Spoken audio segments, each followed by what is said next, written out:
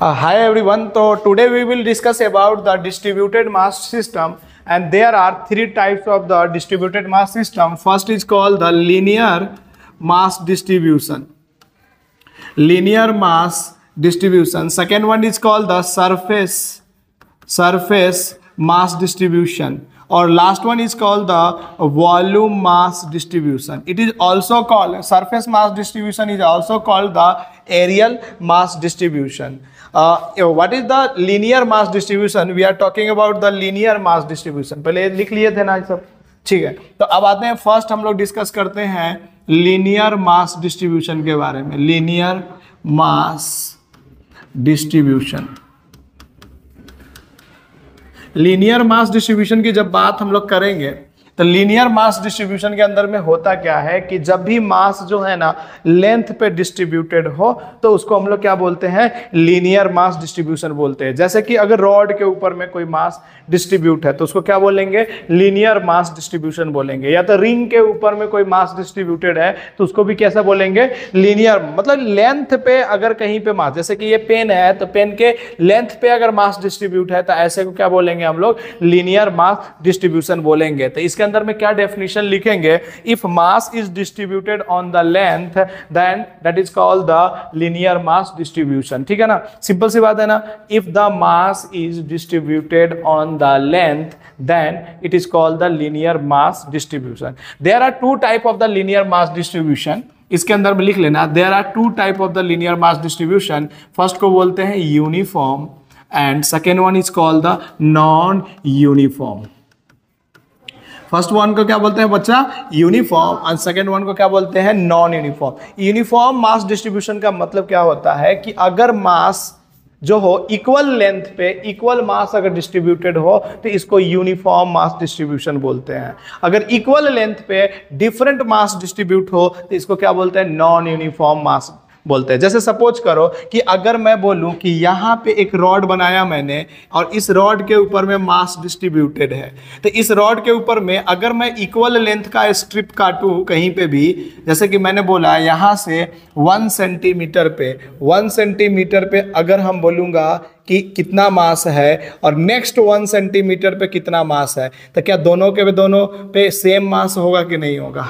तो इसका मतलब ये यूनिफॉर्म मास डिस्ट्रीब्यूशन होगा। मतलब क्या हुआ, इसका सिंपल सा डेफिनेशन बोलेंगे कि if the equal masses is distributed on the equal length that is called the uniform linear mass distribution. और लेंथ पे लेकिन होना चाहिए, बात समझ में आया। नॉन यूनिफॉर्म का मतलब क्या होता है कि अगर मास जो है, जैसे कि सपोज करो कि हमारे पास में जो रॉड है ना वो कुछ इस तरह से बना हुआ है, तो देखो यहाँ पे इस पोर्शन पे देखोगे तो कुछ मास इतना है और इस उसी लेंथ का अगला पोर्शन अगर उठाते हो तो क्या वहां पे डिफरेंट मास दिख रहा है क्या तुमको? इस वाले पोर्शन के ऊपर में जो मास होगा उसकी वैल्यू और इस वाले पोर्शन के ऊपर में जो मास होगा उसकी वैल्यू डिफरेंट होगा कि नहीं होगा? मतलब इक्वल लेंथ पे अगर डिफरेंट मास डिस्ट्रीब्यूशन है तो ऐसे को क्या बोलते हैं हम लोग, नॉन यूनिफॉर्म मास डिस्ट्रीब्यूशन। तो क्या डेफिनेशन लिखेंगे इसका, फर्स्ट वाले का डेफिनेशन क्या होगा बच्चा, कि if mass is distributed equal length, if mass is distributed on the length with equal length of the equal masses, ऐसे बोल सकते हैं कि नहीं बोल सकते हैं? या ऐसे बोल सकते हैं uniform mass is distributed on the uniform length, बोल सकते हैं कि नहीं बोल सकते हैं? अच्छा, इसमें क्या बोलेंगे, मास is distributed different for the uniform length, बोल सकते हैं कि नहीं बोल सकते हैं? तो ये दोनों होता है, लेकिन हमारे को जो पढ़ना है, हमारे सिस्टम के अंदर में जो पढ़ना है वो पढ़ना है यूनिफॉर्म लीनियर मास डिस्ट्रीब्यूशन के बारे में मैक्सिमम चीजें। लेकिन एक दो क्वेश्चन जो है ना हम लोग डिस्कस करेंगे नॉन यूनिफॉर्म मास डिस्ट्रीब्यूशन के बारे में भी। तो अभी और भी चीजें डिस्कस करते हैं लीनियर मास डिस्ट्रीब्यूशन के अंदर में। तो इसको हम लोग कहते हैं इट इज डिनोटेड बाय, इसको डिनोट करते हैं हम लोग किससे, लेमडा से डिनोट करते हैं। बात यहां तक समझ में आया क्या? लेमडा से डिनोट करते हैं, मतलब क्या हुआ कि लेमडा को जब हम लोग डिफाइन करते हैं तो बोलते हैं मास अपॉन में लेंथ ऑफ द मतलब कि लेंथ ऑफ द रॉड हो सकता है, लेंथ ऑफ द रिंग हो सकता है, ये सारी चीज़ें लिखते हैं। अगर मैं बोलूँ कि मास अगर इसका कैपिटल M है और लेंथ L है तो लेमडा क्या आया, डिफाइन हुआ मास पर यूनिट लेंथ, मतलब 1 यूनिट लेंथ पे कितना मास है, that defined by the lambda. बात यहां तक समझ में आया क्या? अगर इसका यूनिट पूछूं तो क्या बोलूंगा, केजी पर मीटर बोलूंगा। ये भी बात समझ में आया क्या? 1 यूनिट पे जितना मास होगा ना बच्चा, उसी को हम लोग लेमडा बोलते हैं। नहीं समझ में आया तो देखो इधर समझाने की कोशिश करते हैं, देखो समझने की कोशिश करो बच्चा। अगर मैंने एक रॉड लिया और रॉड लेने के बाद में मैंने क्या किया, M मास का लेंथ है, M मास है और लेंथ L है इसके पास में, तो बोलो मैं क्या ऐसे लिख सकता हूं, L लेंथ पे M मास है तो 1 लेंथ पे कितना होगा, M बाई L हो जाएगा कि नहीं हो जाएगा? M बाई L ही हमारे लिए क्या कहलाएगा, लेमडा कहलाएगा, क्योंकि 1 यूनिट लेंथ पे कितना मास है वही क्या कहलाता है, लेमडा कहलाता है। बात समझ में आया कि नहीं आया? अब सोचो मैं बोलूंगा इसी के अंदर में, अगर मेरे को x पे जा कर करके हमने क्या किया, एक dx का छोटा सा स्ट्रिप उठाया और तो मेरे से पूछा जाएगा कि सर इस dx पे कितना मास होगा, तो हम क्या कहेंगे, सर dx पे जो मास होगा ना 1 पे अगर m बाई एल है, और इसी को हम लोग लेमडा भी बोल देते हैं, 1 पे m बाई एल है तो dx पे क्या होगा, तो m बाई एल इंटू में dx लिखेंगे कि नहीं लिखेंगे?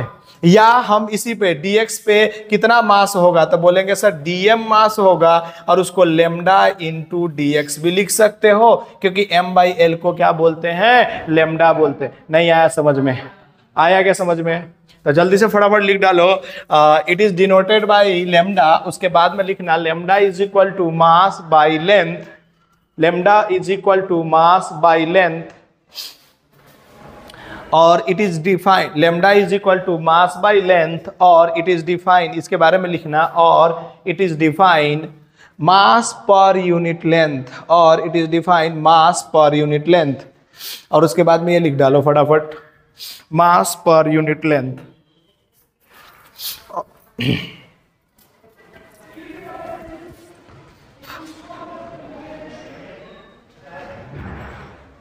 जल्दी जल्दी करो बच्चा, फटाफट कर डालो, कुछ बड़ी बातें नहीं है। अगर तुम सोचो कि पीछे अगर चैन प्रॉब्लम पढ़ा होगा ना तो ये सब चीज़ें हो चुका है वहाँ पे हम लोगों का। हमने वहाँ पे बताया था कि आगे चल कर करके हम लोग मास डिस्ट्रीब्यूशन पढ़ेंगे तो वहाँ पे बताएंगे।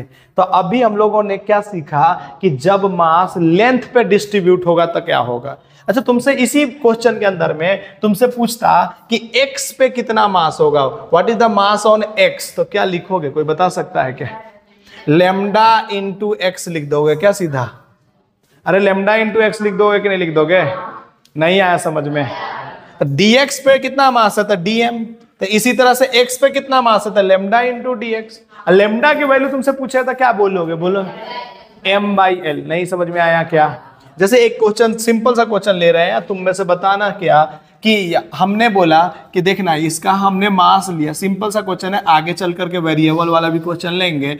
m मास है और 2l लेमडा है, m मास है 2l लेमडा है। अरे बच्चा m मास है और 2l लेमडा है, तो बोलो x पे जाकर कर करके हमें बताओ इस dx के पास में कितना मास होगा, इस dx के पास में कितना मास होगा। कोई बच्चा तुम्हारे क्लास में से लिख सकता है क्या? हाँ, तो क्या कहेंगे सर, dx पे जो मास होगा ना वो होगा dm, और इसकी वैल्यू होगा m बाई 2l इंटू में dx लिखेंगे कि नहीं? तो हमेशा m बाई एल होगा, ये क्या कंफर्म है क्या? नहीं है ना? क्या लेंथ कितना है क्या उस पर डिपेंड करेगा कि नहीं करेगा? अगर लेंथ अगर 5 मीटर होता तो यहाँ पे 5 लिखा जाता कि नहीं लिखा? नहीं आया समझ में क्या? नहीं आया। अरे m मतलब m मास जो है 2 लेंथ पे है तो 1 लेंथ पे कितना होगा, m बाई 2l हो जाएगा ना। पहले जैसे बताया था l लेंथ पे तो m बाई l लिखे थे, तो 12 लेंथ पे कितना लिखेंगे, m बाई 2l लिखेंगे। नहीं आया समझ में? अरे नहीं आया समझ में? आ गया क्या? तो इस तरह से हम लोग लीनियर मास डिस्ट्रीब्यूशन के बारे में डिस्कस करते हैं, ठीक है ना। लेकिन अगर मेरे को बोल दे कि सर लैम्डा मास जो है ना डिस्ट्रीब्यूट इस तरह से है, तो क्या ये यूनिफॉर्म मास डिस्ट्रीब्यूशन है या नॉन यूनिफॉर्म मास डिस्ट्रीब्यूशन है? अब इसके लिए हमको बोले कि सर इसका ना लैम्डा जो है ना वो sir lambda naught into x है। अगर ऐसा दे दे लेमडा इज इक्वल टू क्या है, लेमडा नहीं है, अब कांस्टेंट नहीं है, क्या है, एक्स पे डिपेंड कर रहा है। जैसे जैसे एक्स बढ़ा रहे हैं लेमडा की वैल्यू भी बढ़ रहा है। तो यहाँ पे यूनिफॉर्म मास डिस्ट्रीब्यूशन होगा या नॉन यूनिफॉर्म का फॉर्मूला लगाने, नॉन यूनिफॉर्म। लेकिन फॉर्मूला क्या है, फॉर्मूला सेम टू सेम है, कुछ नहीं करना है। क्या फॉर्मूला होगा बोलो, इसके डी यहाँ पे जाएंगे और एक्स पे जा कर करके फिर से हम लोग क्या लेंगे, dx का लेंथ ले लेंगे और इसके अंदर में जो भी रिलेशन बनेगा उस रिलेशन को बना कर करके सॉल्व करेंगे। बात समझ में आया कि नहीं आया? आगे चल करके मिलेगा क्वेश्चन में, लेकिन समझ में आया ना। नॉन यूनिफॉर्म होगा तब भी सॉल्व कर सकते हैं, यूनिफॉर्म होगा तब भी सॉल्व कर सकते हैं। अरे आया क्या? तो नेक्स्ट लिखो second heading aerial mass distribution. Second लिखो एरियल मास डिस्ट्रीब्यूशन। हाँ ये लिख लिया क्या? नहीं लिखा तो लिख लो, इसके बाद में लिख लेना aerial mass distribution. Second one है एरियल मास डिस्ट्रीब्यूशन। फटाफट करो, क्या कंप्लीट करना था, समझा कि नहीं? बहुत सारी चीजें लेकिन नहीं हो पा रहा, क्या कि आधा घंटा बर्बाद हो गया। एरियल मास डिस्ट्रीब्यूशन, एरियल को ही क्या बोलते हैं, सरफेस मास डिस्ट्रीब्यूशन भी बोलते हैं। तो क्या डेफिनेशन लिखेंगे, if mass is distributed on the area, लिखेंगे इफ मास इज, लिखने का पहले ये लिख लो, बना लो बना लो। आगे चल करके इन सब पे क्वेश्चन करेंगे ना तो आपको और अच्छे से समझ में आएगा, ठीक है। तो लिखेंगे इफ मास ऑफ बॉडी, कभी यहीं पे हो क्या, जल्दी जल्दी करो ना। इफ मास ऑफ बॉडी, लिखो बच्चा, if mass of body is distributed on the area of the body, then it is called aerial mass distribution, or surface mass distribution, then it is called aerial mass distribution or surface mass distribution, ठीक है ना। Start करें इसके बारे में, पूरा लिखने का अच्छा नहीं है, मतलब जल्दी जल्दी करना है इसको। अब देखो सरफेस मास डिस्ट्रीब्यूशन को ना हम लोग सिग्मा से डिनोट करते हैं। किससे डिनोट करते हैं इसको, सिग्मा से। इसको क्या पढ़ेंगे बच्चा, सिग्मा। और सिग्मा की जो वैल्यू होती है ना बच्चा, वो होता है मास पर यूनिट एरिया। क्या होता है बच्चा, मास पर यूनिट एरिया। इसका मास बाई एरिया बोलेंगे कि नहीं बोलेंगे? अरे मास बाई एरिया बोलेंगे कि नहीं बोलेंगे? अच्छा, इसी को हम लोग इसका यूनिट बोलेंगे तो क्या लिखेंगे, केजी पर मीटर स्क्वायर। लिख डालेंगे कि नहीं लिख डालेंगे? जल्दी जल्दी लिखो, फटाफट लिखते चलो। केजी पर मीटर स्क्वायर, केजी पर मीटर स्क्वायर। जैसे एक सपोज कर लो, हमने एक शेप ले रहा हूं, तुमको समझाने की कोशिश कर रहा हूं, समझ के बताना मेरे को कि मैंने यहाँ पे क्या लिया। समझो, मैंने यहाँ पे देखना एरिया पे मास को डिस्ट्रीब्यूट कर दिया और मैंने क्या किया, एक छोटा सा एरिया लेना था, वो भी यूनिफॉर्म मास डिस्ट्रीब्यूटेड है। यूनिफॉर्म मतलब एरिया के हर पार्ट्स पे सेम मास है। नॉन यूनिफॉर्म का मतलब एरिया के हर पार्ट पे सेम मास नहीं होगा, तो उसको नॉन यूनिफॉर्म बोलेंगे। बात समझ में आया कि नहीं? तो यहाँ पे यूनिफॉर्म लिए हैं, तो बोलो ये वाला जो मास होगा, सोच के देखो, ये वाला मास जो होगा वो सबसे छोटा मास होगा कि नहीं इसका? अरे होगा कि नहीं होगा? तो इसका बोलेंगे कि इसका एरिया कितना होगा, तो हम बोलेंगे सर DA एरिया होगा। अरे होगा कि नहीं होगा? तब बोलो इस DA एरिया का मास कितना होगा, तो सर DM मास होगा कि नहीं होगा? क्या DM मास निकाल सकते हैं तुम? तब बोलेंगे कि सर हाँ, हमको पता है सिग्मा बराबर क्या होता है, M/A होता है। सर ये पता है हमें, तो dm की वैल्यू क्या होगी सोच के देखो। तो मैं बोलूंगा, देखना इधर समझना कि a एरिया पे कितना मास है बच्चा, m, तो 1 एरिया पे कितना होगा, m/a होगा कि नहीं। और इसी को हम लोग प्यार से सिग्मा बोल रहे हैं कि नहीं बोल रहे हैं। तो सोचो dA एरिया पे कितना मास होगा, तो m/a इंटू dA लिखाएगा कि नहीं लिखाएगा, या इसी को हम लोग सिग्मा इंटू dA लिख डालेंगे कि नहीं लिख डालेंगे। ये क्या लिखा हुआ है, मास on small parts of area. नहीं आया समझ में, नहीं आया, अरे नहीं आया। देखो ना पूरा एरिया था, ये एरिया पे मास डिस्ट्रीब्यूटेड है ना। जैसे अब इसका एग्जांपल क्या हो सकता है, डिस्क थाली जिस पे खाना खाते हो उसके क्या होते हैं, एक एरिया होते हैं, उस पूरे पे मास डिस्ट्रीब्यूटेड होते हैं ना। उसके कुछ एक पोर्शन का, छोटा सा पोर्शन के बारे में पता करना है तो हम क्या करेंगे, छोटा सा एरिया लेंगे उसका कि नहीं लिखेंगे, और वो एरिया चारों तरफ से सेम होना चाहिए। अब सोचो ये जो डिस्क बना होगा या ये स्क्वायर प्लेट जो बना होगा वो कैसे बना होगा, एक छोटा सा इस एरिया को पहले कवर अप किया होगा, फिर उसके बाद में फिर से इससे जस्ट बड़े स्क्वायर में ऐसे ही तो बदलते चला गया होगा कि नहीं बदलते चला गया होगा, छोटा छोटा करते करते, और लास्ट में क्या हो गया होगा, एक बड़ा सा स्क्वायर बन गया होगा कि नहीं बन गया होगा, बन गया होगा कि नहीं। तो इसका मतलब इस छोटे से डीए का अगर बिहेवियर हमें पता चल जाए तो क्या पूरे स्क्वायर के बिहेवियर पता चल जाएगा कि नहीं चला जाएगा।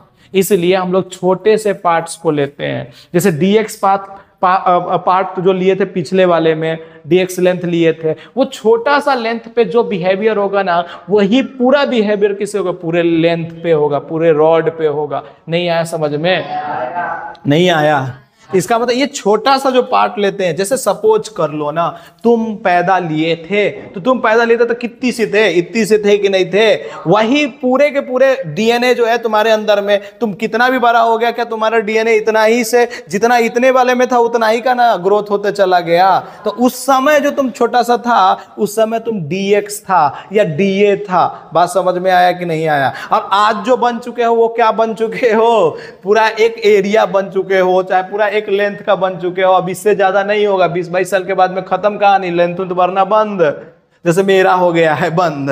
तो कहने का समझ में आया कि नहीं आया। तो इसका मतलब जो छोटा सा पहले पार्ट किसी भी इस स्क्वायर को बनाने के लिए एक छोटा सा एरिया से वो पूरा स्क्वायर बना होगा ना, तो उस छोटे से एरिया को ही हम लोग क्या बोलते हैं, डीए एरिया। और उस डीए एरिया पे मास कितना रहा होगा शुरू में, तो सर बोलेंगे सिग्मा इंटू डीए रहा होगा। नहीं आया क्या। और उसी को जब हम इंटीग्रेट कर देते हैं और उसी को क्या करते हैं, बिगर मास हो जाता है, तो उसके लिए कैपिटल एम लिखते हैं। और कैपिटल एम की वैल्यू कितना होगी, तो तुम में से कह देगा, जल्दी से बोलो कैपिटल एम की वैल्यू कितना हो जाएगी, तो सर सिग्मा इंटू ए हो जाएगा। नहीं आया समझ में क्या, नहीं आया समझ में क्या। तो ये डीए एरिया जो ले रहे हैं ये समझ में आया, छोटा सा मास क्यों ले रहे हैं डीए एरिया पे, क्यों ले रहे हैं कि उस डीए एरिया से ही बड़े हुए होंगे ना वो, धीरे धीरे धीरे धीरे धीरे धीरे। नहीं आया समझ में क्या। लेंथ जो पिछले वाले में ले रहे थे, डीएक्स लेंथ ले रहे थे, वो क्यों ले रहे थे डीएक्स लेंथ, वो समझ में आया था तुम लोगों को कि डीएक्स लेंथ क्यों ले रहे थे, कि इस डीएक्स लेंथ को ना अगर फिर से बढ़ाते चले जाओ, फिर से बढ़ाते चले जाओ, तो क्या ये एक बड़ा सा लेंथ बन जाएगा कि नहीं बन जाएगा। नहीं आया समझ में क्या।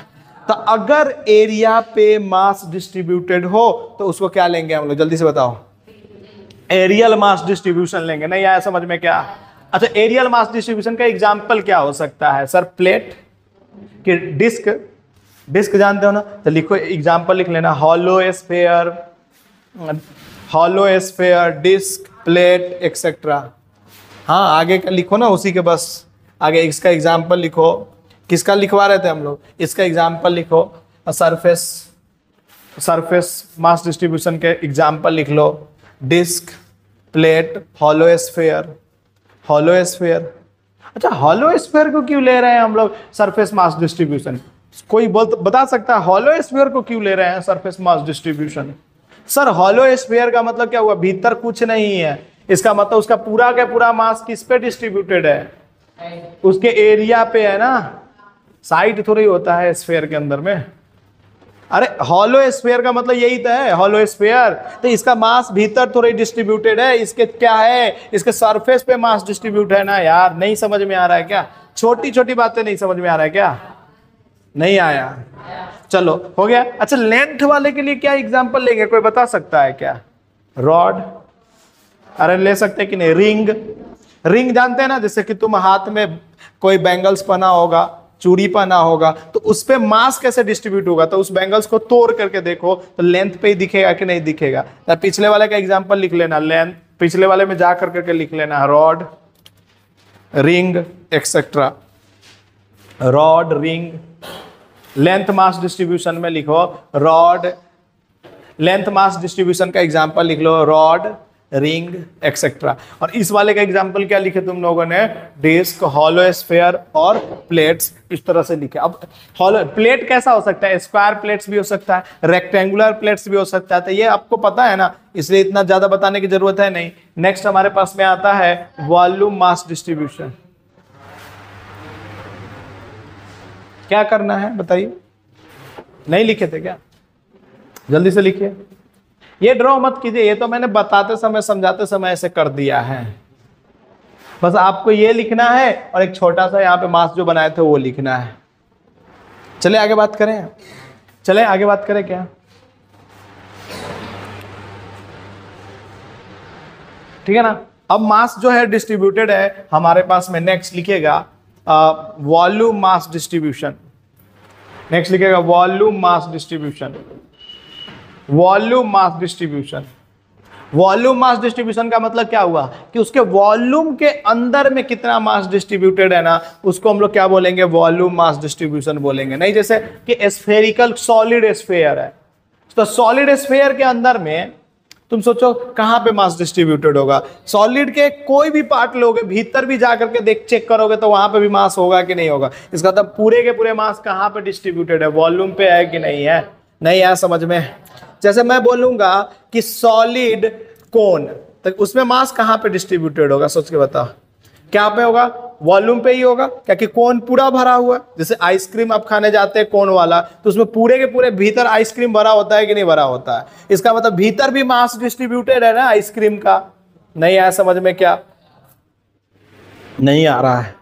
इसका मतलब वॉल्यूम मास डिस्ट्रीब्यूशन में क्या लिखेंगे कि if mass is distributed on the volume that is called the volume mass distribution. फटाफट लिख दो, इफ मास ऑफ बॉडी, बस इसको थोड़ा सा डिफाइन अच्छा से कर देते हैं। If mass of body is distributed on, if mass of body is distributed on volume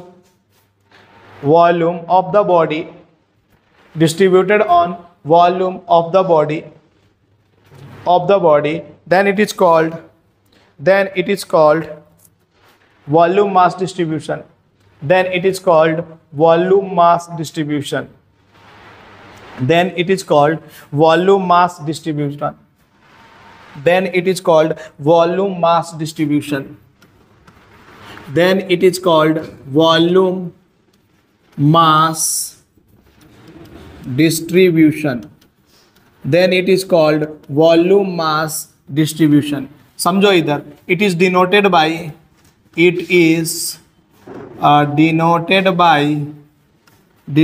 by रो। इसको किससे डिनोट करते हैं बच्चा? रो से। इट इज डिनोटेड बाय रो। ठीक है ना, बहुत फेमस है। इन टॉपिकों से क्वेश्चन हर साल आते हैं, या तो यहाँ से आएंगे नहीं तो इसका क्वेश्चन जो आएंगे फिर से इलेक्ट्रोस्टैटिक्स से आएंगे, लेकिन हर साल एक क्वेश्चन रखा हुआ है। और ये वॉल्यूम मास डिस्ट्रीब्यूशन से तो 100% है कि रखा हुआ है एक क्वेश्चन, 100%। समझ में आया कि नहीं आया? तो वॉल्यूम मास डिस्ट्रीब्यूशन के अंदर नींद ले रहे हैं यहाँ पे बैठ कर करके, बताइए तो क्या लिखेंगे? मास बाई में क्या लिखेंगे? नीचे बोलो वॉल्यूम लिखेंगे कि नहीं लिखेंगे? यूनिट बोलो जल्दी से, केजी मीटर क्यूब लिख देंगे कि नहीं लिख देंगे?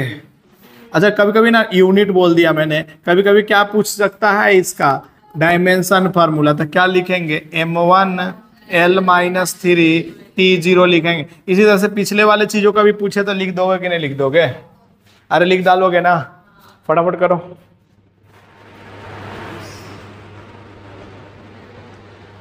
करो करो, हो गया क्या?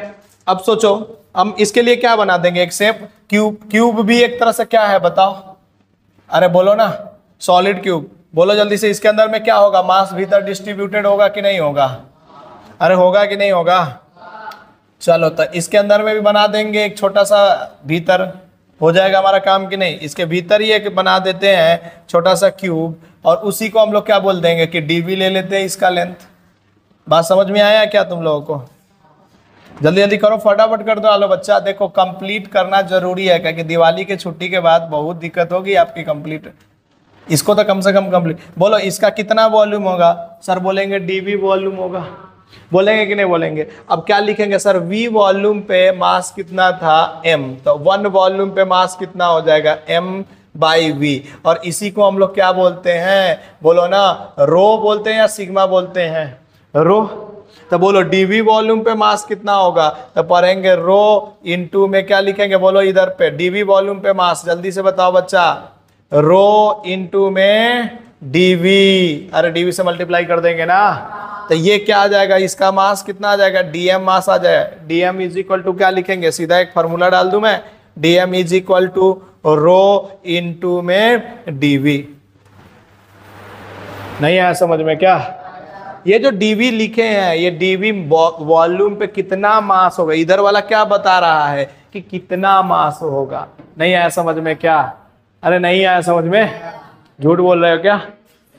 कहाँ पे है दिक्कत? बोलो रे, पीछे दिक्कत आ रही है। अरे v वॉल्यूम पे m मास है, तो 1 वॉल्यूम पे कितना होगा? m by V. और वही 1 वॉल्यूम को ही तो हम लोग बोलते हैं रो। रो नथिंग बट क्या होता है? मास पर यूनिट वॉल्यूम। तो पर यूनिट बोला मतलब 1 यूनिट वॉल्यूम पे कितना मास होगा, यही तो बोला उसने। तो डीवी वॉल्यूम पे कितना मास होगा? तो सर डीएम, और उसकी वैल्यू कितना होगा? रो इंटू डीवी होगा कि नहीं होगा? अरे लिख डालोगे क्या? हो गया क्या? अब इनका एप्लीकेशन, ये तो हम लोग पढ़े मास डिस्ट्रीब्यूशन पढ़े, लेकिन अब इनका एप्लीकेशन है सेंटर ऑफ मास निकालने का। तो अब लिखेंगे सेंटर ऑफ मास। देखो सोने से कुछ नहीं होगा। देखो centre of mass of continuous mass distribution, centre of mass, centre of mass of continuous mass distribution, centre of mass of continuous mass distribution, centre of mass of continuous mass distribution. Centre of मास किसका निकालना है? Continuous mass distribution का। अच्छा, continuous mass distribution के अंदर में तुम लोग मेरे को दिमाग से सोच के बताओ, सारे बोलो, पहले कस के बोलो तो क्या है? सारे बोलो, भारत माता की। जो भी सोए वो मर जाए, अब सोना नहीं है। चलो इधर आ जाओ, सुनो तो पहले। अगर हमसे बोले कि कंटिन्यूअस मास डिस्ट्रीब्यूशन का सेंटर ऑफ मास निकालो, तो क्या कंटिन्यूअस मास सिस्टम का सेंटर ऑफ मास आसानी से निकाला जा सकता है या उसको इंटीग्रेट करना पड़ेगा? इंटीग्रेट करना पड़ेगा, क्योंकि वो एक जगह मास डिस्ट्रीब्यूट है क्या? नहीं, मास पूरे लेंथ पे डिस्ट्रीब्यूट है ना। नहीं आया क्या? तो कंटिन्यूअस मास डिस्ट्रीब्यूशन के लिए सीओएम जब निकालना होता है, तुम सो लो भाई। देखो इससे अच्छा घर पे जाकर करके सो लो, अच्छा रहेगा। Integration of DM into x by में इंटीग्रेशन ऑफ डीएम होगा। बात समझ में आया क्या? ये एक्स में अगर वाई सीओएम निकालना होगा तो क्या लिखेंगे? बोलो, integration of DM into Y integration of नीचे डीएम। इसी तरह से जेड सीओएम निकाले, ये फॉर्मूला है, पहले फॉर्मूला लिख डालो, उसके बाद इसके बारे में आगे। ओके, जेड होगा तो जेड लिख देंगे। बात समझ में आया क्या? फटाफट लिख डालो ना, जल्दी से करो, जल्दी जल्दी कर दो। ये फॉर्मूला है हमारे पास में कि अगर कंटिन्यूअस मास डिस्ट्रीब्यूशन होगा तो हम लोग कैसे निकालेंगे? तो उसके लिए फॉर्मूला है, एक्स सीओएम निकालना है तो क्या लिखेंगे? डीएम मास, मतलब छोटा सा जो मास लिख रहे थे ना अभी, पता है क्या लेंथ पे कितना डीएम मास होगा? तो लैम्डा इंटू डीएक्स होगा। लिखवाए थे ना अभी? नहीं लिख पा रहे। अच्छा, एरिया पे मास डिस्ट्रीब्यूटेड होगा तो डीएम मास कितना होगा? तो सिग्मा इंटू डीए। अच्छा, इसी तरह से वॉल्यूम पे अगर होगा तो क्या लिखेंगे हम लोग? Rho into DV. बात समझ में आ रहा है बच्चा? आ रहा है क्या? तो इसके अंदर में ये तो हमारा क्या हो गया? फॉर्मूला हो गया। इसके अंदर में 7 रिजल्ट है, 7 रिजल्ट को याद कर लेना है। लेकिन ये नीट वाले के लिए ये याद कर लेंगे तो काम चल जाएगा। इसका डायरेक्ट रिजल्ट याद कर लेंगे, कैसे आया क्या आया उसका कोई मतलब नहीं है, तो नीट वाले का काम चल जाएगा। लेकिन जेई वाले को इन 7 के 7 जो हम प्रूफ करेंगे, 7 या 8 फॉर्म्स मतलब कि जो प्रूफ करेंगे उसका प्रोसेस जानना बहुत जरूरी है, क्योंकि उसके प्रोसेस से ही क्वेश्चन आएगा, वही नहीं आएगा क्वेश्चन, लेकिन कैसे हम निकाल रहे हैं चीजों को उससे क्वेश्चन हमारा आता है। बात समझ में आया? तो आप लोग भी बैठिए, लेकिन क्या कीजिएगा, रिजल्ट याद कर लीजिएगा आप लोग, लेकिन आप लोगों को प्रोसेस कैसे कैसे कर रहे हैं ना वो भी सीखना है। और आप लोग भी सीख जाते तो बहुत अच्छा है, नीट वाले भी सीख जाते हैं बच्चे। तो समझ में आया क्या? तो बैठिए और देखिए। तो सबसे पहले फर्स्ट हमारे पास में है थिन रॉड के लिए है। कितने रॉड के लिए है बच्चा बताओ?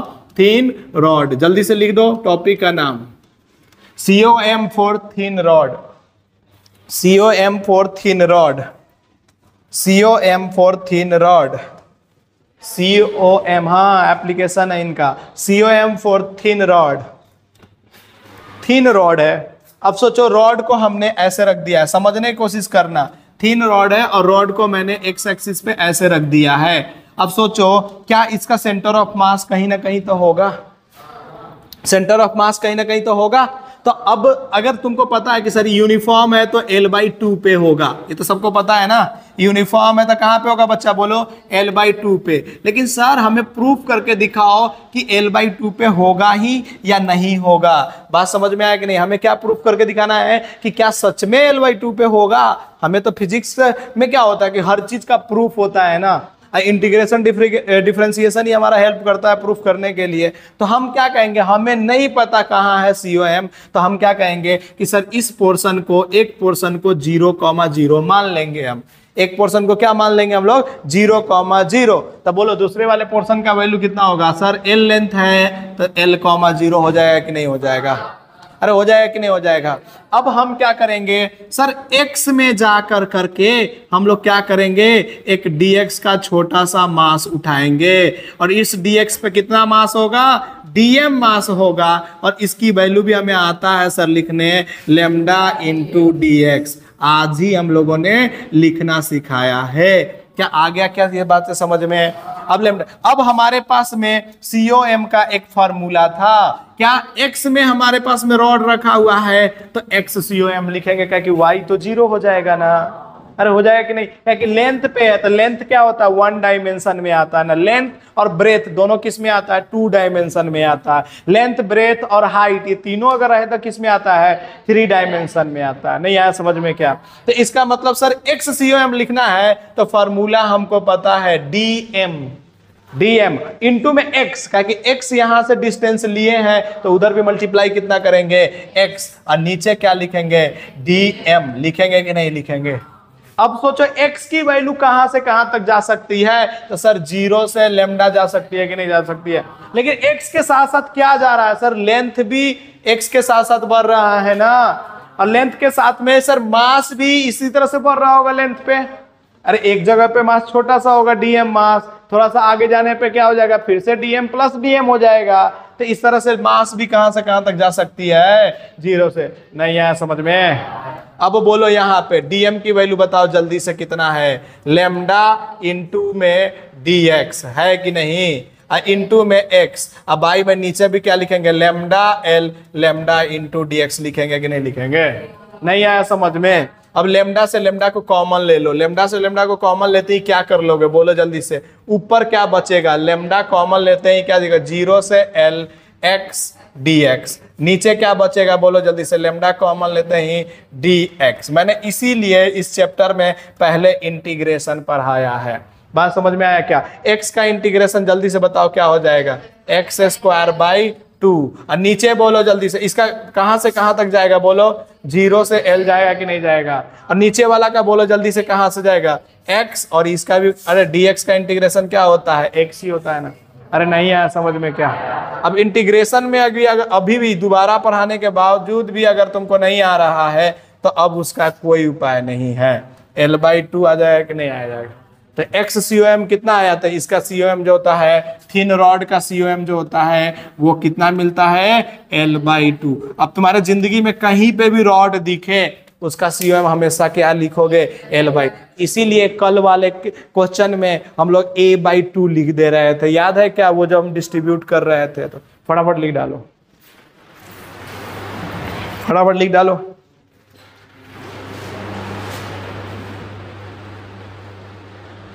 अब इस पे क्वेश्चन देखिए ना कैसे आता है, मतलब क्वेश्चन इतना आसान नहीं आएगा लेकिन आप कर दीजिएगा, ठीक है। If mass is distributed on length such that, हाँ, mass is distributed on length such that, mass is distributed on length such that lambda is equal to lambda naught into x, lambda is equal to lambda naught into x, lambda naught into x, lambda naught into x, and length of rod is L, length of rod is L, and mass is capital M, and mass is capital M, and mass is capital M। तो COM निकालना है, कैसे निकालोगे सोचो। Sir length की बात कर दिया है, इसका मतलब कुछ इस तरह से लेंथ होगा कि नहीं होगा। सर रॉड की बात कहा है, इसका मतलब मास M है और लेंथ इसका क्या है, L। बात हो गई, यहां तक समझ में आ गई। अब हम क्या करेंगे सर, x पे जाकर करके क्या लेने वाले हैं, तुम में से कोई बता सकता है क्या सर, dx। अच्छा इस dx पे कितना मास होगा, तो dm, और हम जल्दी से लिख देंगे लैम्डा इंटू डी। अरे लिख देंगे कि नहीं लिख देंगे। और सर इसको इंटीग्रेट करेंगे इस बार, क्योंकि लेमडा जो है ना किस पे डिपेंड कर रहा है, लेमडा नॉट इंटू एक्स, यानी कि एक्स पे डिपेंड कर रहा है ना। तो इसका मतलब चाहे तुम ऐसे लिख लो, अभी तुम्हारी मर्जी है, लेमडा इंटू डी एक्स लिख करके छोड़ दो। ये हो गया यहां तक, क्या नहीं हो गया। अब हमारे पास में एक फॉर्मूला है कंटिन्यूअस मास सिस्टम के लिए। फॉर्मूला क्या है, अगर x में रखे हैं तो x/COM लिखेंगे, integration of dm into x, by में इंटीग्रेशन ऑफ dm लिख डालेंगे कि नहीं लिख डालेंगे। अरे किसी को तकलीफ है तो बोलो ना, ये तो फॉर्मूला है। डीएम की वैल्यू कितना है हमारे पास में, तो लेमडा dx, इनटू में x है अलग से, अपॉन में क्या लिखेंगे, लेमडा dx लिखेंगे, और इसका इंटीग्रेशन करेंगे कि नहीं करेंगे। कहां से कहां तक जाएंगे, 0 से l, फिर से बोलो 0 से l। अरे नहीं आया समझ में, अभी तक कुछ नहीं किए, तो सर फिर क्वेश्चन में क्या अलग है। अब सर लेमडा की वैल्यू भी अलग दिया हुआ है ना, तो पुट करेंगे ना लेमडा की वैल्यू, डरेंगे थोड़े ही। तो सर 0 से l, लेमडा के जगह पे क्या लिख देंगे, lambda naught into x, lambda naught into x, और उसके बाद में क्या हो जाएगा यहाँ पे dx। नहीं आया समझ में, कैसे लिख दिया, समझ में आया क्या, झूठ बोल रहे हो यार, कैसे लिख दिए। लेमडा की वैल्यू सर हमें पहले से दिया हुआ है क्वेश्चन के अंदर में, लेमडा नॉट इंटू एक्स, तो लेमडा नॉट इंटू एक्स लिख डालें। अच्छा dx पहले से यहाँ पे प्रेजेंट है तो dx रहने दिए, और एक और x प्रेजेंट है तो सर एक और x लिख देंगे यहाँ पे। नहीं आया समझ में। अच्छा नीचे बोलो क्या लिखेंगे तुम में से कोई, 0 से l, sir lambda naught x dx लिखेंगे कि नहीं लिखेंगे। कभी भी ना वेरिएबल नहीं काटते हैं, तो वेरिएबल, लेकिन ये लेमडा नॉट और ये लेमडा नॉट कट जाएगा, वेरिएबल थोड़ा ये लेमडा नॉट तो ये कट जाएगा, लेकिन x वेरिएबल है तो x से सोच रहे हो कि x एक काट देंगे तो सारा गेम खत्म वहीं पे हो जाएगा। तो x से x नहीं काटेंगे, तो बोलो ऊपर एक x और एक और x है, कितना आ जाएगा ऊपर, बोलो x स्क्वायर dx, 0 से l। नीचे बोलो क्या लिखेंगे, x dx, 0 से l। नहीं आया समझ में, अरे नहीं आया, झूठ बोल रहे हो यार।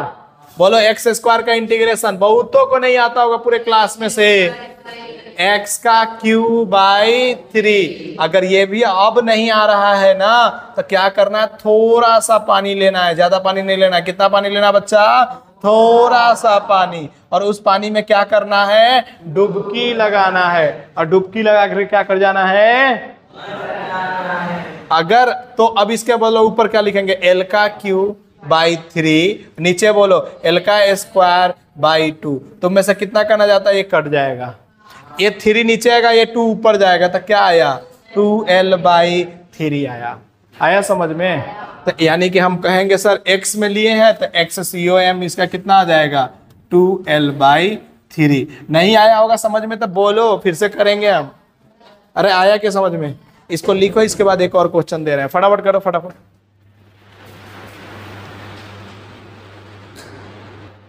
चलिए आइए, तो नेक्स्ट क्वेश्चन आपके पास में जो है बहुत अच्छा क्वेश्चन है, लिखिएगा if lambda is equal to A X plus B, if lambda is equal to A X plus B K G per metre, if lambda is equal to A X plus B K G per metre, where A and B are constant, where A and B are constant, constant and mass is distributed on, and mass is distributed on length L, mass is distributed on length L, और मास कितना है उसका capital M है, तो वो भी लिख लीजिएगा, mass of the rod is the capital M, then find the COM, then find the COM, then find the COM। तो में से पहले बात है, क्या कितने लोग ये करने की कोशिश कर रहे हैं कि एक रॉड बना लेते हैं, सबके सब करना चाह रहे हैं क्या ऐसे? अच्छा सोचो अब क्या करेंगे, अगला कहानी सर x पे जा कर करके क्या करेंगे, एक dx का लेंथ काट लेंगे कि नहीं काट लेंगे? अच्छा इस dx पे कितना मास होगा, तो सर dm मास लेमडा इंटू dx होगा कि नहीं होगा, ये तो लिख डालेंगे कि नहीं। अब वो लेमडा की जो वैल्यू है ना वो बाद की बात है, बस वो तो अब इंटीग्रेशन जैसे आपको आता होगा उसके अनुसार खेल जाएगा हर बच्चा। अब ये लिख देंगे, यहां तक तो यही लिखना है, अब इसके बाद में फॉर्मूला लिखना है। तो फॉर्मूला क्या था अपने पास में, बोलो XCOM का, अब तो याद हो गया होगा तुम लोगों को, integration of dm into x, और यहाँ पे इंटीग्रेशन ऑफ dm, लेंथ कितना है 0 से l लेंथ है, तो 0 से l लेंथ डाल देंगे कि नहीं डाल देंगे। अब जो तकलीफ होगा तुम्हारा सब क्या है तकलीफ वो बताता हूं मैं, कि इसके बाद में dm की वैल्यू पुट करना है, और dm की वैल्यू पुट करने से रास नहीं आएगा, उसके बाद में लेमडा की वैल्यू पुट करना है, और उतने में तुम्हारा माइंड भ्रष्ट हो जाता है। देखिए इतना कमजोर है ना दिमाग, वो फूलों से बना हुआ है तो मुरझा जाता है बहुत जल्दी तुम्हारा दिमाग। समझ में आया कि नहीं आया? तो मुरझाना नहीं चाहिए, इधर देखना है। तो बोलो XCOM की वैल्यू, बोलो DM की वैल्यू, देखते हैं कौन बोलता। देखो मुरझाना चालू हो गया। एक लेमडा dx लिखेंगे कि नहीं लिखेंगे, इनटू में x, नीचे बोलो जल्दी से क्या लिखेंगे, लेमडा dx, 0 से l लिखेंगे कि नहीं लिखेंगे। अच्छा तुमको थोड़ा बहुत कंफ्यूजन अगर हो रहा है ना तो देखो इधर क्या लिख देते हैं हम, लेमडा x dx लिख देते हैं ताकि तुम्हारा कंफ्यूजन है दूर हो जाए। dx बाहर कर दिया हमने, और इंटीग्रेशन 0 से l लेंथ, और नीचे भी क्या लिखेंगे, लेमडा dx 0 से l लेंथ। अब करना क्या है, अब लेमडा की वैल्यू पुट करना। जैसे लेमडा की वैल्यू पुट करेंगे आधे का होश खत्म, जैसे एक का बीमारी खत्म, बीमारी आ गया, वैसे ही आपका भी आ जाएगा। देखिएगा अभी तो लेमडा की वैल्यू देखते हैं क्या पुट करेंगे। चलिए तो इंटीग्रेशन 0 से l खत्म। अब बोलो लेमडा की वैल्यू कितना है, तो सर ax प्लस b, और उसको x से मल्टीप्लाई करना है और dx करना है, खत्म ना। नीचे बोलो जल्दी से, 0 से l, सर लेमडा की वैल्यू ax प्लस b, और इधर क्या हो जाएगा dx। नहीं आया समझ में? अब तुम में से कितने कहना चाहता है कि सर x मल्टीप्लाई ax क्या लिखाएगा, कोई बता सकता है? जी नहीं आएगा लिखना, बोलो क्या लिखेंगे, ax स्क्वायर, और इसको dx लिख दें। dx क्यों लिखे, अलग अलग कर देते हैं ना दोनों को। अच्छा दूसरे वाला का बोलो जल्दी से क्या लिखेंगे, सर bx dx, और 0 से कितना तक लिखेंगे, नीचे बोलो इसी तरह से, सर 0 से l ax dx, अरे अलग अलग कर दिए, इसको मल्टीप्लाई कर दिए। अब फिर दूसरा वाले के लिए क्या लिखेंगे, 0 से l b dx कर देंगे कि नहीं कर देंगे। अब देखो, अब इतना देखो, नॉर्मल बच्चा का सच्चाई बता रहा हूं, सबका नहीं बता रहा हूं। नॉर्मल बच्चा क्या होता है ना, जैसे ही कॉम्प्लिकेटेड, थोड़ा कॉम्प्लिकेटेड आ गए, उसका दिमाग का काम करना बंद हो जाता है, और जब दिमाग काम करना बंद हो जाता है तो वो पढ़ना बंद कर देता है। उसी समय इंटेलिजेंट जो होगा वो क्या करेगा यार, वो अपने आप को इसी में इन्वॉल्व करेगा। यार मल्टीप्लाई करना, चलो हम भी मल्टीप्लाई करते हैं मास्टर के साथ, मतलब टीचर के साथ में, तो वो क्या होता है कि साथ साथ चलने लगता है। अब बाकी अपना चुप हो जाते हैं। तो चुप मत रहो, बोलने की कोशिश करो, तभी जाकर करके होगा ना। क्योंकि हमको नहीं निकालना, हमारा तो हो गया जो होना था, निकालना किसको है, आप लोगों को। तो बोलो जल्दी से, ax स्क्वायर का इंटीग्रेशन, जल्दी से बोलो क्या लिखेंगे, ax³/3, इसका कहां से कहां तक चलना है, बहुत अच्छा। बी एक्स स्क्वायर बाई 2 कहां से कहां तक चलना है? बहुत अच्छा। नीचे बोलो जल्दी से, ए एक्स स्क्वायर बाई 2 0 से नीचे बोलो जल्दी से। अच्छा कुछ नहीं है तो बी एक्स बन जाएगा, 0 से कहां तक चल जाएगा? अब तो सर कर देंगे, अब तो कुछ करना ही नहीं है। अब क्या करना है? एल की वैल्यू पुट करना है। तो बोलो एल यहाँ पे पुट करते ही क्या बन जाएगा? ये A L cube by 3 plus B L square by 2। अब बटे में क्या लिखेंगे? A L square by 2 plus B L. लिखेंगे कि नहीं लिखेंगे? तुम में से कितना लोग कहता है कि एल कॉमन लो करके एक खत्म? तो ऊपर बच्चों क्या बचेगा? A L square by 3 plus B L by 2 और नीचे क्या बचेगा? A L by 2 plus B. जिसको थोड़ा बहुत समझ में आया होगा ना, वो उसको पूरा समझ में आ गया होगा कि क्या हो रहा है। ये है एक्ससीओएम और ये है जेईई मेन का क्वेश्चन। समझ में आया क्या? खड़ा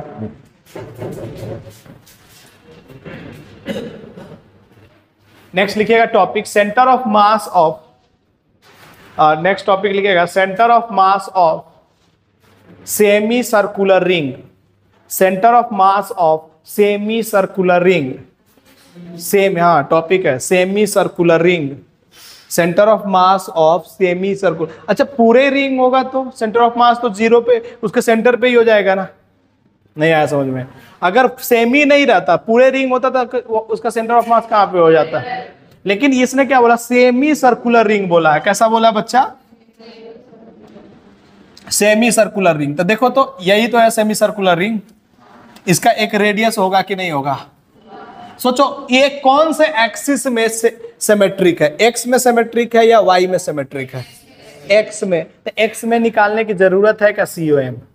नहीं, लेकिन फिर भी निकाल के देखेंगे कि क्या सच में नहीं निकालने की जरूरत था या था। लेकिन वाई में सिमेट्रिक नहीं है। देखो ना वाई में इसका मास धीरे धीरे धीरे धीरे टॉप पे जा रहा है ना, बढ़ते जा रहा है, घटते जा रहा है। इसका मतलब हम क्या कहेंगे? इसके एक एक्स एक्सिस लेंगे और एक क्या लेंगे हम लोग? इसका वाई एक्सिस लेंगे। ये हमारा एक्स एक्सिस हो गया और ये हमारा वाई है। अब इसको समझने की कोशिश करना कि ये धक देने का बैग चोट लगेगा, मर जाओगे तुम, इसलिए समझने की कोशिश करना। पहले ये बताओ तुम इनमें से कि इसके पे मास कैसे डिस्ट्रीब्यूटेड है। मतलब लेंथ पे मास डिस्ट्रीब्यूटेड है तो लेमडा ले या सिग्मा ले या रो ले। रिंग है तो रिंग पे क्या लेंगे? लेमडा, सिग्मा या रो?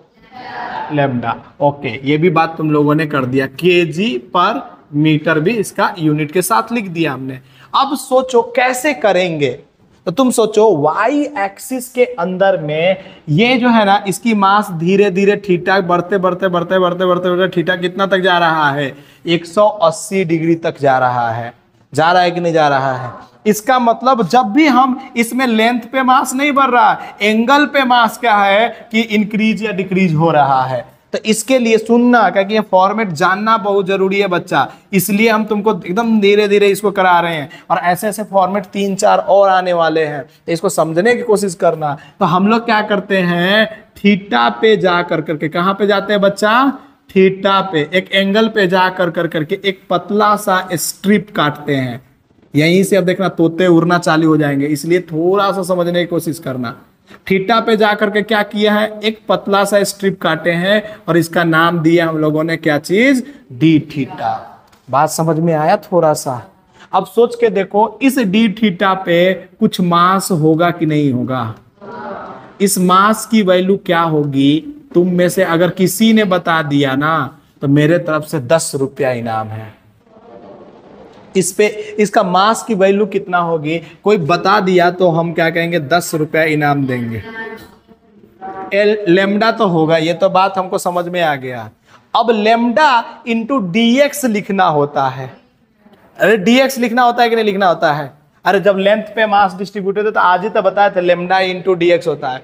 तो हमको dx तो लिखना था और लिखेंगे भी, लेकिन सर यहां तो dx है ही नहीं। तो अब बताओ dx की वैल्यू कितना होगी? ये सोच के बता दोगे तो हम समझ जाएंगे। तो तुम सोचो अगर सर इस तरह, समझना इधर, अगर सर इस तरह से आर्क हो ना बात को समझना है, अभी 10th का ये सब है और रेडियस r हो तो आर्क इज इक्वल टू जो होता है ना r इंटू थीटा होता है, और यही आर्क तो इसका लेंथ है। नहीं आया समझ में? एकदम धीरे धीरे चल रहे हैं, ताकि नहीं तो इसे बहुत फास्ट भाग सकते थे हम। लेकिन देखो इसका लेंथ अगर निकालना था तो क्या लिखे थे, r इंटू डी थीटा लिखे थे, r इंटू थीटा लिखे थे कि नहीं लिखे थे? नहीं आया। तो इसी तरह से अगर मेरे को इसका लेंथ निकालना है तो क्या लिखेंगे सर, रेडियस इंटू उसका एंगल, तो उसका एंगल कितना है, डी थीटा। नहीं आया। इसका मतलब डीएम क्या हो जाएगा, लेमडा आर डी थीटा। यहां तक में कोई डाउट है तो पहले बता डालो, फिर आगे करेंगे। नहीं है क्या? गड़बड़ होने से पहले ही आप छाप लो, नहीं तो गड़बड़ हो जाएगा। जल्दी से करो, जल्दी करते चलो ताकि आगे की कहानी करेंगे एकदम। अब देखो ना, एकदम एक एक लाइन समझा के करेंगे। नहीं बच्चा उधर कुछ कर रहा है, बोलो क्या कर रहा है, तो जल्दी करो।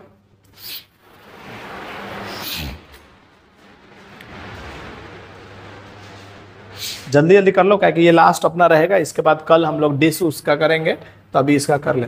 अच्छा ये फॉर्मेट है, तो इन फॉर्मेटों को सीखना है कि कैसे किया जा रहा है। जिसको यहां समझ में आ गया ना ये सब फॉर्मेट करना, उसको 12th का फर्स्ट चैप्टर में ना कुछ है ही नहीं। तुम कहोगे यार एक ही चीज को बार बार के ऊपर आ रहा है, यहाँ पे मास पे है, उधर पे चार्ज पे होगा। जल्दी जल्दी करो फटाफट। हो गया तो बताओ, तो फिर आगे बात करेंगे। हो गया था, आगे बात करें, जल्दी कर लो, क्योंकि अब इसमें थोड़ा सा कॉम्प्लिकेटेड चीजें डालेंगे तो फिर तुमको क्या होगा कि मौत आने लगेगा। तो इससे अच्छा पहले ही मौत को बचाने के लिए हमने क्या किया, तुमको छपवा दिया है। अब आओ और देखो इधर, तुम में से अगर इसको मिटा दूं क्या ऊपर वाले को, तुम में से देखना, अभी बहुतों से पूछेंगे और उड़ जाएंगे उनके तोते, तो तोते उड़ना नहीं चाहिए। देखना इधर, उड़ गए तोते बोलना तुम लोग। देखते हैं तुम में से अगर ये रेडियस r है, सोच कर बताना, तो इसका कोऑर्डिनेट क्या होगा, सोचो इसका x में कितना होगा। अगर ये रेडियस r है तो इसका x में कितना होगा सर, r cos थीटा, याद है? और y में कितना होगा, r sin। तो इसका मतलब क्या हुआ, इसका दो कोऑर्डिनेट हुआ, r cos theta comma r। नहीं आया समझ में? और यही इसका x का लाएगा और यही इसका y का। इतना अगर समझ में आ गया ना तो क्वेश्चन है सॉल्व हो गया। आ गया क्या?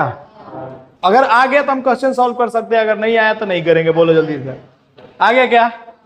तो सोच के देखो। अब सर XCOM लिखना है, क्या लिखना है बच्चा, XCOM। बोलो कोई किसी को फॉर्मूला याद है XCOM का, integration of dm into x by में इंटीग्रेशन ऑफ dm।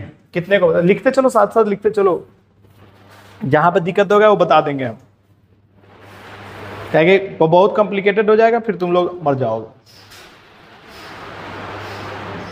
ठीक है चलो,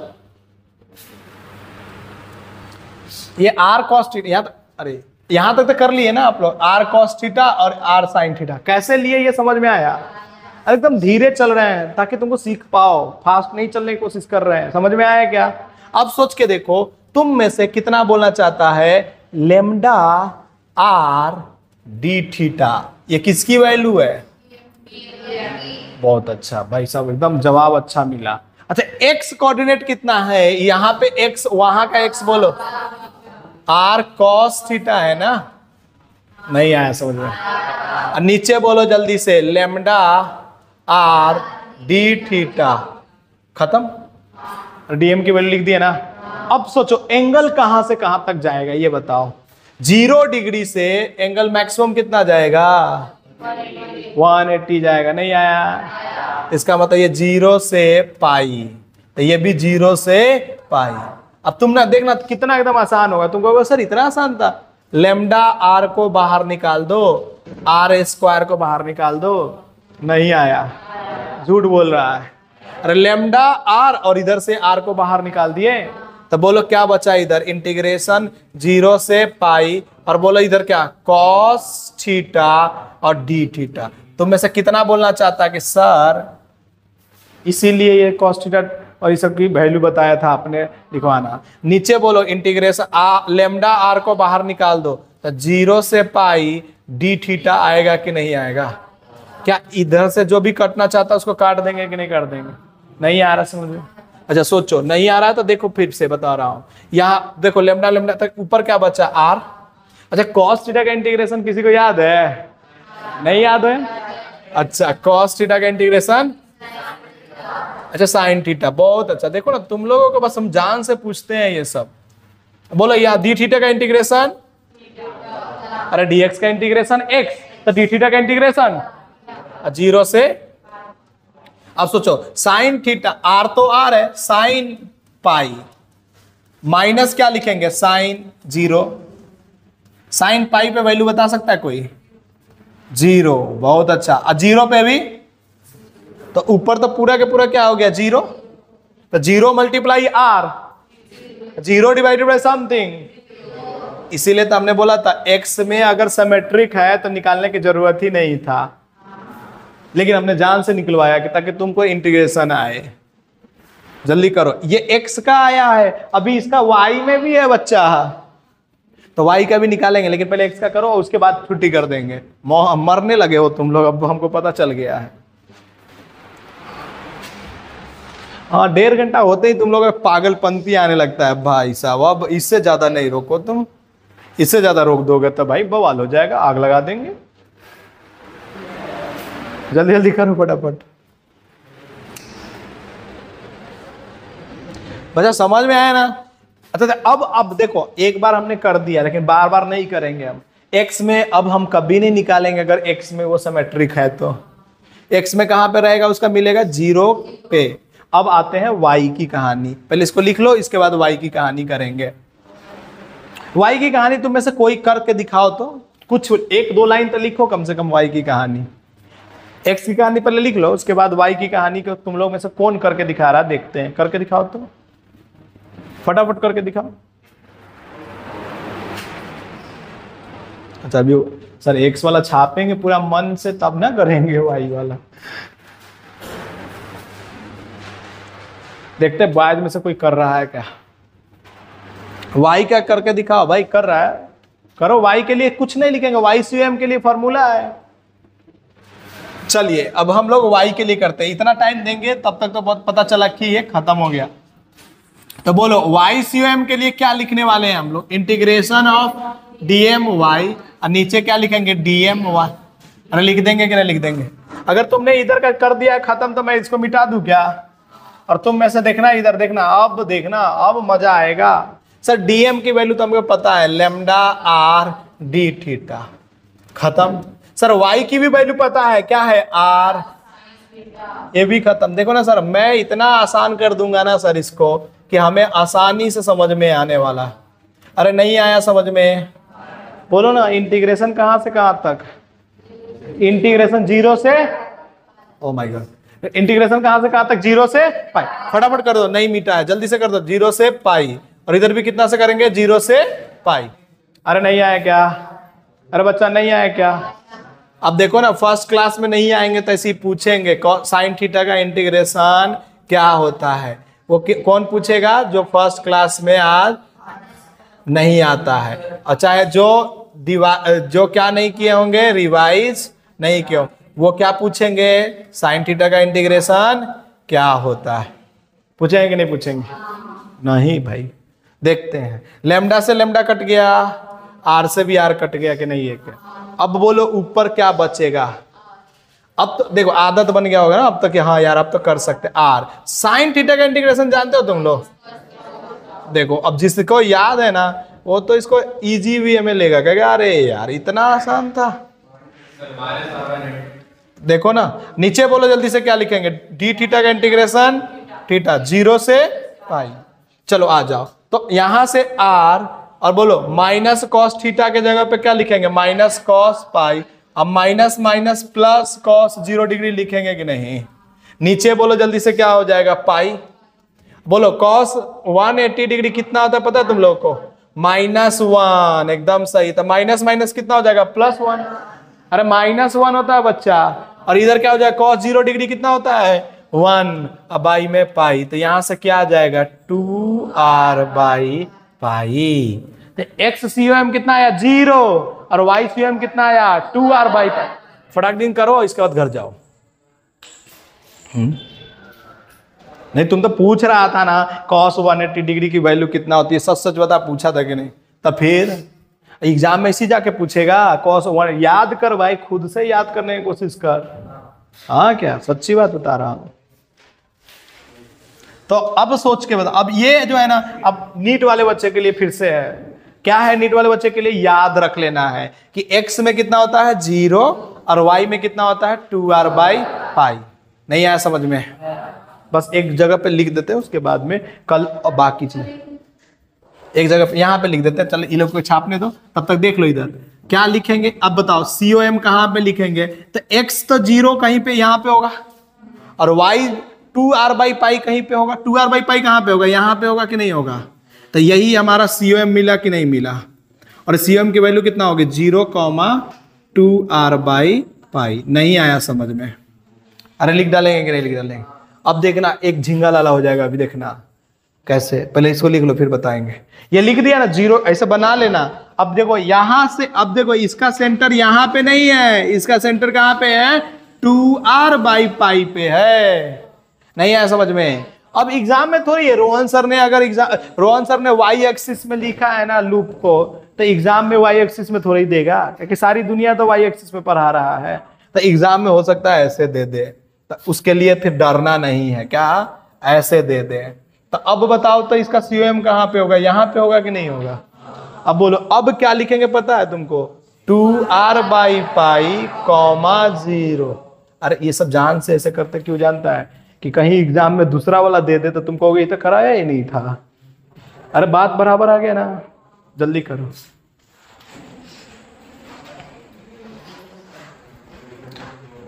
अब हम लोग कल डिस्क के लिए करेंगे और बाकी चीजों के लिए करेंगे। तो आज के लिए इतना ही पे छुट्टी करते हैं। Thank you very much. समझ में कुछ आया बच्चा? इसको लिख लो ना, फिर बाद में कहेगा कि कॉपी में नहीं लिखवाया। हाँ, कॉपी खत्म हो गया।